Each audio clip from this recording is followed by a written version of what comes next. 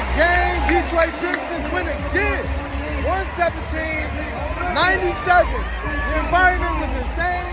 Hey, you got some Celtics players taking that walking shame, boy. About to go to the press conference and talk about it. 8 wins in a row. Let's go, Detroit. Let's rock, boy. The Celtics, dog. Hey, welcome back to Wake Up Woodward. Goodness, what a victory for those Detroit Pistons. It wasn't just that it was a win. It was that they blew them out, and they did it in Detroit fashion. They held them under 100 points. The NBA's #1 defense over the last 8 games is these Detroit Pistons, man. #1. JB Bickerstaff, he's already locked up Coach of the Year. Argue with your mama if you disagree. I don't care. That's not for me. That's between y'all. These Detroit Pistons, man, it's so much that we could talk about. But I want to start here first and just say shout out to the fans because the environment was epic. Hey, those that showed up, that top 10 in attendance, last night was epic. And some of the people that were in the arena from other places were like, you know what? Detroit might be back. I'm like, y'all are just late already. JB, let's see that one, man. They had a couple nice defensive stops at the end of the first half, and Malik Beasley was getting the crowd amped up, bro, and it was epic. Let's run that real quick before we get going. I think I got it. I think it's this one. Mike's still up. Look at LCA, man. That Place is packed out. That is beautiful, bro. And they watched them force a shot clock violation.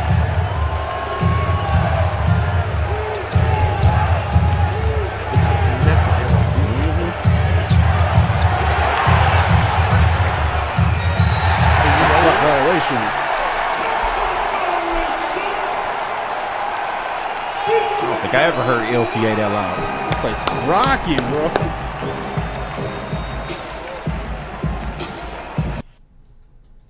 Dog, and you know what? First, that environment is insane. Just the basketball in me that just wants to break that play down. Malik Beasley knew at the end that he could sell out on the three-point shot because if you look at it, he takes a look up at the shot clock first and realized if he passes it, the other guy has no chance at getting a shot off. So he went over and just lunged. And that's the type of defense we've seen. This team putting together smart defensive plays, connected defensive plays, not giving up on anything. Like, this is what's spurring this team. And they said it multiple times. We heard from multiple players that they said those fans actually did make a difference for them. And you talk about this team trying to find a way to play in big moments in spots that they haven't played in. Only Tobias Harris, Tim Hardaway, and Malik Beasley know what this is like. But if you ask me, like, Ron Holland looked like a vet last night. Yeah. Cade Cunningham looked like he'd been doing this for 10 years already. Jalen Duren looked like he's been doing this for some time. But it's crazy when you think about Isaiah Stewart as the longest tenured Piston, and that's what, 5 years? So it's like, shout out to this Detroit Pistons team. JB Bickerstaff, he continued to talk about this is the standard. And he said, you know what? Yeah, this is what happens when we play up to our standard. And tonight we were close to that.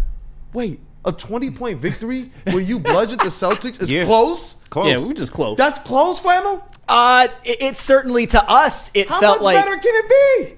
It can't get any better. A 20-point win over the defending champions who had most of their horses. I don't want to hear anything about Jalen Brown not playing because Tatum was out there. Yeah. And Pritchard, Porzingis, Holiday, Derek White, Schroeder etc. didn't play. Fontecchio didn't play. Jaden Ivey's been out forever. But, yeah, there's going to be a lot that we're going to talk about regarding this game because there's a lot to break down. But on an extremely macro level, to go off of what you said, this team, and it's showing it especially in these last 8 games, is becoming molded in the image of their head coach, JB Bickerstaff. We said it at the beginning of the year. His calling card was defense. His last 3 seasons in Cleveland, when they were a winning team, they were 5th in defensive rating, 1st and 7th respectively. But the question I think a lot of Pistons fans had, myself included, was do the Pistons have the dogs to really be that top 10 defense?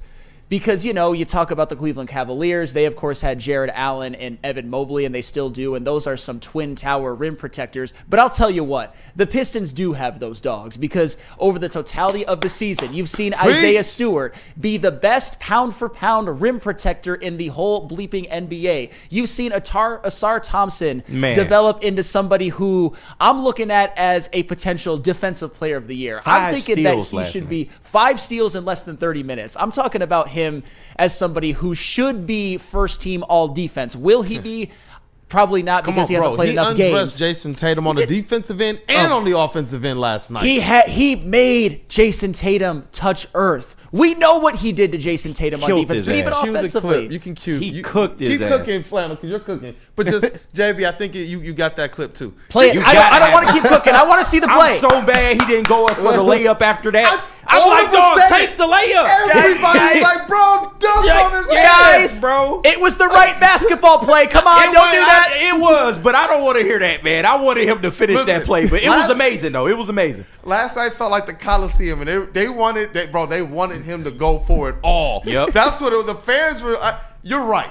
The right basketball play, and Stewart went to the line. You mean this clip right here? He cooked Tatum. Cooked his ass.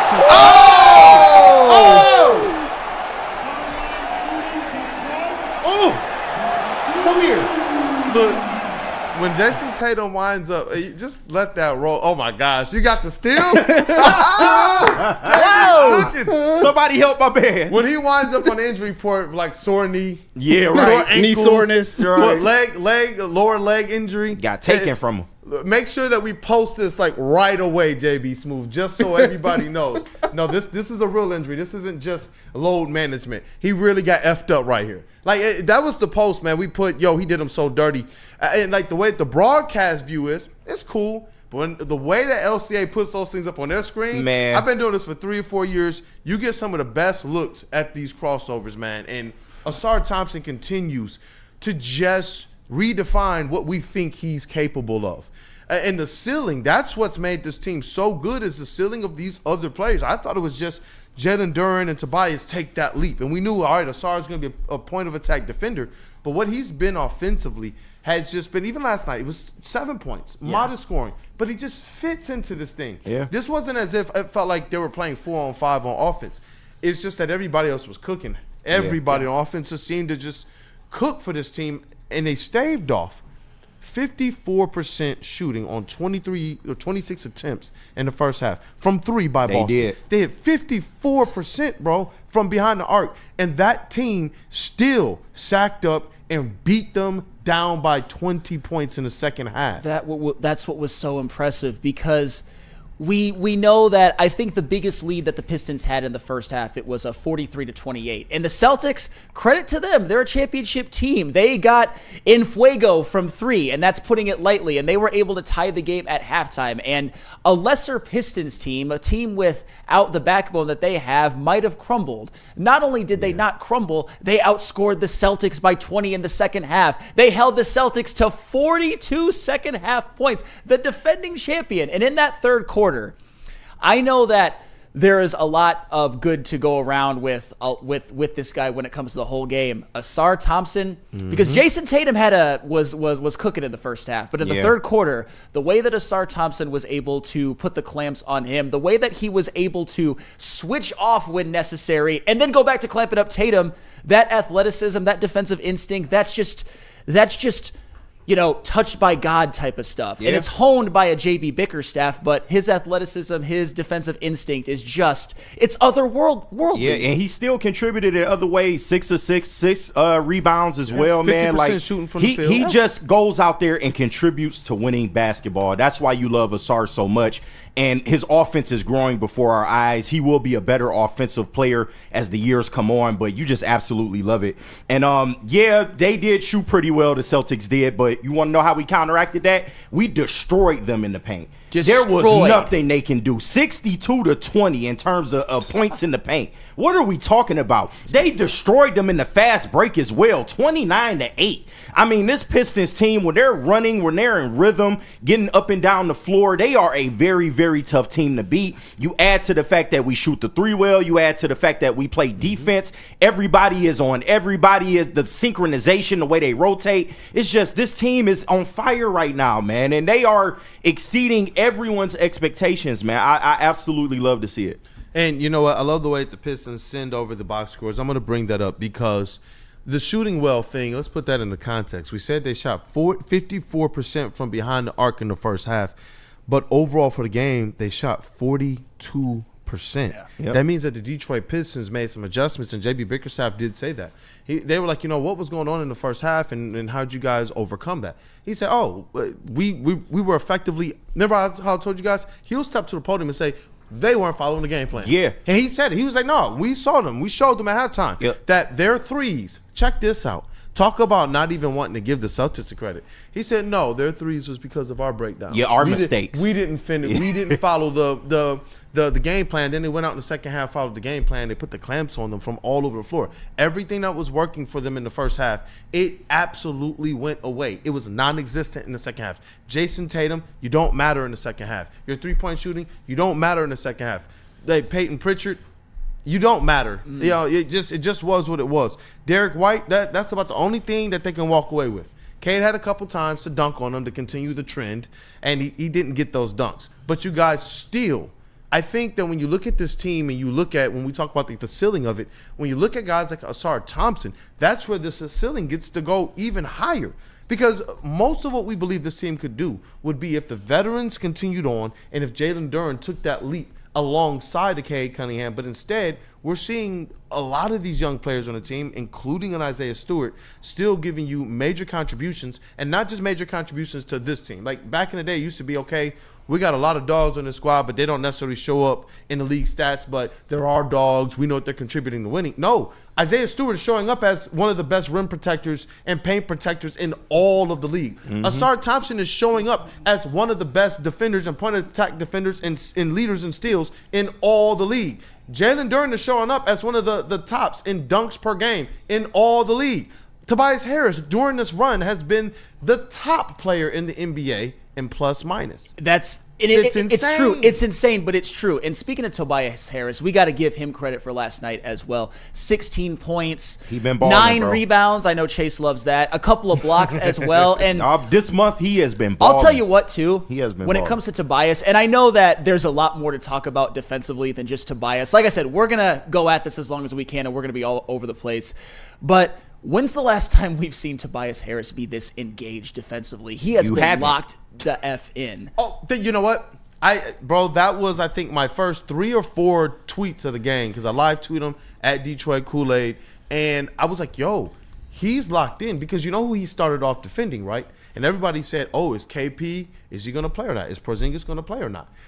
Because he didn't play the night before, and obviously there was some lingering injury. They said he came out there to play, and I was like, all right, Tobias versus KP, that's your key matchup. If they find a way to deal with that to start the game, then the Pistons are going to have blowout level success early in this game. And what did you see Tobias doing? On one end, making sure to keep Porzingis in check. He was defending him in a way where everything seemed to be falling just short, and Tobias wasn't biting on the pump fakes. That was the difference in, I think, their game last night. They seemed to really stay in. They packed in the paint, and they didn't bite on pump fakes, and it allowed them to be able to just kind of play good defense and have a presence on whoever they were defending. And that allowed the Pistons to get into their best offense, what they call defense to offense, or grabbing that rebound and getting out into the break. Like, the Celtics looked like they showed up to a track meet that they didn't know that they showed up to. Yeah. And the Detroit Pistons were like, we don't care. Like the Celtics look like, yo, we weren't ready for the gun and then to start running. The Pistons like, we just don't care about that right now. You better start running or you're going to get rolled over. And they got rolled over. They were not ready for the Pistons' physicality. They weren't ready for the level of hustle that the Pistons brought. They weren't ready for the level of sideline antic and energy that JB Bickerstaff brought. He was on one. Like, players walk by him. If he's feeling it, he's chirping. And I'm just like, dog, let's They rock. wanted that game. And that's what I'm saying. Like, everything from top to bottom with this team, these guys are fighting and they want more. they're not sitting back like satisfied, and they stated that. Like, no, man, we need more. We're not satisfied right now. And shout out to Cade too, getting a lot of attention. He uses his stage to highlight the other players. He highlighted Isaiah Stewart and Assar Thompson as their pillars on defense, and he called Assar Thompson the best defender in the NBA. You know, that is a heck of a cliffhanger because we have to remember we got to still take breaks. I know I want to go forever on this, but let's talk more about Cade and the rest of the Pistons. Mellow Yellow. When we come back, because my boy Mellow Yellow. Because there is so much love to go around, and even though Cade didn't have his best night shooting the basketball, he was incredibly impactful in so many ways, and still,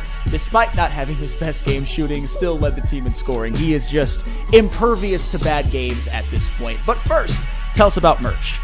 Definitely. Let me clear up some of these super chats we got going on right now because we have a ton of them. And like I said, we appreciate every single thing that you give and you donate to us on our way and our goals to making it to Vegas, as well as the donation goal as well too, that we're giving away some stuff. So let me start this off right. Rando Smalls, $5. That dude from Boston last night. Walsh, is he an alien? Come on, Rando. I mean, he might be. We don't really know. I don't really know. Shout out to Phil once again, sending in $1.99. He just said, "Go Pistons." What's up? Hey, John sent $1.99 in. He said, "89-04 Pistons had those intros. Bring them back." I agree with that. What do you guys think? Bring back the intros? I think that this is one of those things where, you know, like, they need their own. They had to win the division. The Lions had to win the division, and they got the black jerseys. Yeah. I think that you cook up in the playoffs. Cook up in the playoffs. This, and them young boys, they're earning it right now. That's what I would do. No, I agree with you 100%. Because, and this is where I have to add just a tiny bit of levity. We are on a high about this team, as we should. Their improvement is, you can't put it into words enough. And they just culminated that by beating the defending champions by 20 on their home court, and they're not done. However, teams like the Nuggets, teams like even the Celtics are still, even the Milwaukee Bucks are still looking at the Detroit Pistons as like a team whose cheeks you can pinch. It's not going to be for long, but in terms of bringing back introductions, I agree with you, Kool-Aid. Get into the playoffs, do some damage in the playoffs, maybe get home court advantage in the first round of the playoffs, and then all bets are off. Look, they're tied with the Bucks for 5th. They are just shy of the Pacers for 4th. Yep. And, you know, they're going to have a great shot at that. Absolutely, they are. That's what's up. 51 and 4 seed looking I'll good. tell you what, KG, I was thinking good. about you last night. I was thinking about you. When they beat the Celtics by 20, I'm like, are they going to win 51 games? Was this man a prophet? I might be. A prophet, an overcorrecting prophet, that is, but a prophet nonetheless. But look, I was playing like some shit, man. Yeah, so I had to correct. I had to get right. But thank you for my team for bringing that up, man. Look, this is why I tell y'all, look, that last 27 games, when they only had 27 games left, they were 18-9. And now it looks like they want to have a better record. These last 27 games at our All-Star break than they had prior. It's insane what this Pistons team is doing now. We got a lot more to talk about. We got a lot more to talk about and a lot more super chats to get through as well, too. Are we at we're not at our goal yet of $50 daily, but hey, we're getting there. We're almost there. And shout out to Nobody for sending in $5. I know Michigan is a football state, but man, when we're good at basketball, that feeling is unmatched. Go Pistons, go Blue, go Sparty. Shout out to you. $10 from Trent over here sending in, quote, "But who have they beat? The MF and reigning champs." That's who. Yeah. Great show, fellas. Shout out to Trent, man. Burns sending in another $5 super chat. NBA has no idea how to handle a team that wants to play hard in the paint, who hustles with an ethical superstar who dies for the balls and fights. Man, shout out. He's just an ethical hooper, man. No foul baiting. No foul baiting. No foul baiting. He just goes and does work. If you don't want to give him the foul call, he'll still drop 30 on your head. You give him the foul call, he'll drop maybe 40 on your head. I think he'll get that 50 if they continue to give him those foul calls. Inject that into my veins. We got any more super chats or no more super chats? So let me tell you about some merch that we got going on right now. Head over to woodwardsports.com, click on that shop. Celtics fan, tell me about these Detroit Pistons, man. As a Celtics fan, I live actually in Windsor, so it's good to see them be good again, you know, with Duren. They're young, right? Duren, Cade, all those guys. Even with Ivy Ivy hurt now too, right? When he comes back, they're going to be a different beast, man. And this win streak too, like I said, it's good to have them be good again because now I get to watch the Celtics in the playoffs, hopefully in Detroit. Let's go. So it always makes it good for basketball when Detroit's good. That's all that matters, man. That's right. All right. What up, dog people? Welcome back. It is Wake Up Woodward. And those Detroit Pistons, they pummel the Boston Celtics 117-97. This was one of those ones where it was a complete team effort on offense. Their chemistry is just clicking right now, man. Those guys are just in the right places. Like Cade understands where his shooters and his outlets are going to be. And you know what? The secondary ball handling and facilitation from the entire team last night with Dennis Schroeder out. You didn't miss a beat, it seemed like. That offense was clicking, and a lot of it has to do with that number one defense over the last 8 games. That number one defense really since, they've been a top 5 defense since January 1st. And that spurred a lot more opportunities for them to utilize their athleticism and their speed. And they're catching the notice of national media as well as fans like the Boston Celtics. And if you, and the Celtics, I'm sure that Jalen Brown's not going to be talking crazy about the Pistons anymore. No. But to be fair, the Pistons had to go out and shut Jalen Brown up, and they did, and that is just another layer to the chef's kiss that was the game last night. Wow. But Kool-Aid, you mentioned it. We've talked about it throughout the show. What really was the key to the game?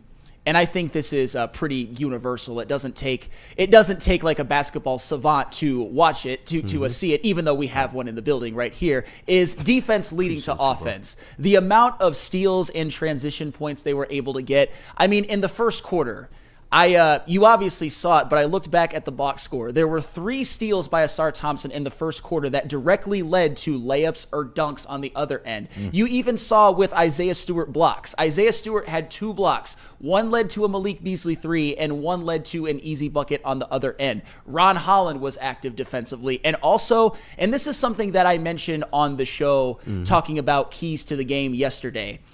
The Boston Celtics, they shoot a lot of threes, and they were making a lot of threes in the second quarter. But when they were missing those threes, what do three-pointers lead to? Missed three-point shots lead to? They lead to long rebounds, and they were getting out into transition pretty much at will. Listen to these stats. I know that we've talked about it before, but I wanna hammer this home again. The Pistons out-rebounded the Celtics 51-32. When the Celtics were missing those threes, the Pistons were grabbing the rebounds, and they were getting out in transition. They were getting fast break points to the tune of 29 of them, while the Celtics had 8. Obviously, you watch the game, and it tells the best story of all, but you can also look at the box score and realize this was even more belt to ass than we even realized. The Pistons dominated that game, particularly that second half. I mean, that second half, Kool-Aid, you sent over the second half box score. When we tell you that Jason Tatum was cooking in the first half and was clamped in the second half, that is, borne out by the box score. 4 of 11 in the second half, 1 of 5 from 3 after having a great first half. Nobody was really getting it going for the Celtics in the second half. They had 42 points, for crying out loud. But defense leading to offense, leading to transition buckets it was just a thing of beauty. It was a work of art. Put that game in the Louvre. It's so crazy how effective it is for them, because I have a hard time. I'm always going to say defense first. Defense, and it's the catalyst for them to be able to get out there. But it's allowed them now to have this be a weapon that's equally as important and good for them, because they're getting free points when you don't have to just settle and wait and facilitate only in half court. And guess what? A lot of those plays are being ran or finished by people not Cade Cunningham. This allows his usage to go down. This allows him to be a little bit more preserved. This allows you all to not have to go up against like Boston Celtics defense, which is really good all the time. If it's not set, guess what? You have the advantage. How many threes did we see just because they pushed the pace off of a rebound? Yeah. And that's what I'm saying. It's like when they can be like that, it helps because they didn't have their backup facilitator. So what do you have to do sometimes? Push the pace on everything. Man, like I remember when our starting point guard would go down, that's like one of the most basic things. When you're down a facilitator, you got to get out and run. Yeah. And they tell you, make sure everybody's boxing out. Make sure you're getting your hands in the passing lane, because you give yourself an opportunity to play against an unset defense that's backpedaling. And that's what the Pistons did last night. They had the Celtics on their heels, and honestly, they made them look old. I'm just being for real with you. They just did. The Pistons were more physical. They were more up for like the match. And Assar Thompson it seems like they can't even pick him. He was slithering around all of the different screens. 2 of the steals on Jason Tatum came when they tried to pick Assar Thompson. He still got around the screen, and I don't think Jason Tatum understood it, because he tried to cross back over, and when he did, Assar Thompson literally was like, "I got these." Can't do that against him. You can't do that. It's insane right now, and the fact that JB Bickerstaff has these guys in the right position, but that these guys are hungry. They want this right now. It's amazing. You brought up that second half box score. What's awesome is this. When you look at the first half box score, right? They shot 53.8% on 26 attempts. That's 14 threes. They shot 48.8%, almost 50% from the floor. And they got 55 points. That's the Boston Celtics, right? But JB Bickerstaff said, no. We knew what to do. We made sure to reassess that and repunctuate that in the halftime. And what they do, they came out and they held them to 33.3% from the floor in the second half on 39 attempts. And on 23 three-point attempts, 30.4% in the second half. They put the clamps on. They were all over the place. And that's what this team has to be. That has to be their superpower. Cade Cunningham is always going to give them an opportunity to be in games, have chances late. But when you see this defense go out there and do what it does, and it gives them the ability to do it, even Cade called their best offense, get out and run. Every time you say how many fast break points they had, it's just like pouring to me. It's music to my ears, man. This is the way the Detroit Pistons have to continue to play, because it takes advantage of all of their best skills, and it lessens everything that they need to potentially improve on. I'm all the way in for this style of play. They didn't look like a team that had 3 games in 4 days, did they? No, not at all. To give that kind of defensive effort, and I think that only bodes well for what we could see in the playoffs as well. You need to be able to play this kind of defense against teams like this, and just the way they continue to grow. You got to give JB Bickerstaff all the flowers in the world, man. He has these guys ready. They play a great style of man defense, but they also know how to rotate, and it's just been beautiful to watch. Go ahead, Flannel. Yeah, no, and another person that I want to highlight as well, because Assar Thompson deserves all the flowers in the world. He made a case that he's the best wing defender in the NBA. Maybe I'm on some homer stuff. I don't really care. I would say that he is. There's nobody I'd rather have clamping up a other team's star than Assar Thompson right now. But I also have to give credit to a man that I've come full circle on. My journey on this guy has been documented. I wish it hasn't been documented, but it has. But I'll give credit when credit is due. Ron Holland, man. Ron Holland getting those steals and leading the transition, getting transition hoops, getting transition assists was phenomenal. He's one of those guys that will give you, when he's playing at his best, he will give you 15 to 20 incredibly impactful minutes. He'll get steals, he'll get assists, he'll get easy buckets, he'll get those, he'll cut to the rim, he'll get looks from Cade, he'll run out in transition. He's another one that has just grown so much over the year. And this was, to me, I know that he's had other really good games, but on this stage with what he did, you could argue that this was Ron Holland's best game too. Very minimal mistakes, very good defense. He hustled. He was getting out in transition. Some of the things that Ivy had to learn as it related to, slow down while still going fast. Right. It seemed like Ron Holland is starting to understand that a little bit better too, even in transition. And it's giving him an opportunity to finish a lot of these plays and be effective in that, because honestly, that's what you need. On this team, he said he wants to play defense, but when you're going to also be that transition team and give yourself an opportunity to get downhill, you got to be able to finish as well. And that's something that he's doing very, very good. When you look at some players we've had in the past that we drafted in the first round, even like guys like Stanley Johnson, the promise was there, but the actualization wasn't. So what I see out of Ron Holland right now, actually going and putting proof of concept to work, that to me is where I'm just like, dope. Because everyone's initial reaction, we settle down. That's why I love to be able to talk about when we break this thing down. There was a reason why he was number 9 on the big board. There was a reason why he was number 1 on Troy Weaver's big board.